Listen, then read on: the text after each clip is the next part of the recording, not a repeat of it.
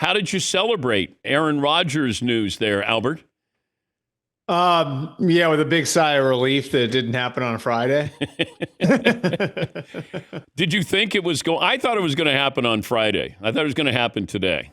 Yeah, I had a feeling it was going to happen this week because I know yeah, I don't think next week was a drop dead deadline for the Steelers because I they weren't pushy with him, but I do think they articulated to him, hey, it'd be important, for you to be here for that mini camp from June 10th to the 12th. So, if you're going to take part in that mini camp, it probably means you want to get in at the end of the week. And, as it turns out, he is flying there on a Friday. So, like, it actually is happening on Friday. Hmm. It's just that the news got out on Thursday, in all likelihood, because he had to plan to get there on Friday.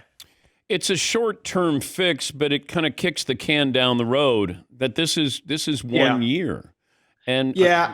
that's what still surprises me that they're all in for 1 year. So do you remember you and I sitting at the Super Bowl and we were talking about Matthew Stafford and I brought up the Steelers as a potential suitor for him and I think, it made some headlines and people were like, "Whoa, what do you mean like the Steelers would do that?" Yeah, I kind of had an inkling that they had this discussion internally. They were never bringing Russell Wilson back, and I think if they were bringing Justin Fields back, they wanted to continue working with him, but it wasn't necessarily going to be as the starter. And I really like kind of like as I looked at their situation, and one of the reasons I use them as like the perfect suitor for Stafford applies to Rodgers too.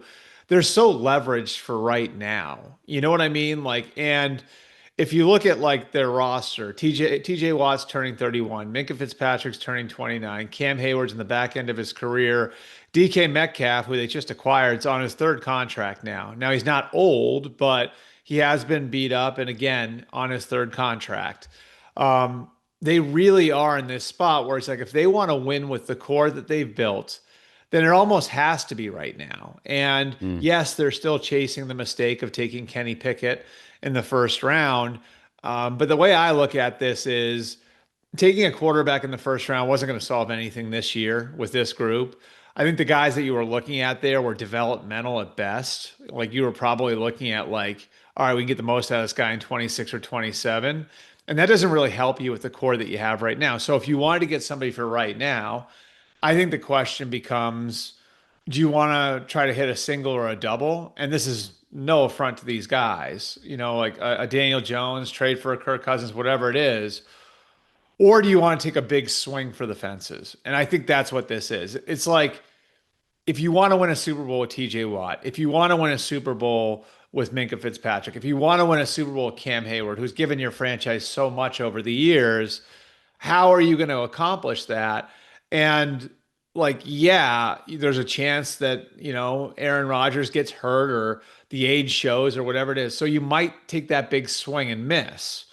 But he's also got the best chance of putting one over the fence for you, And so I think that's sort of the way the Steelers viewed this is with this core, with this short window that they have left with this core of players, they couldn't swing for a single or a double. They had to swing for the fences.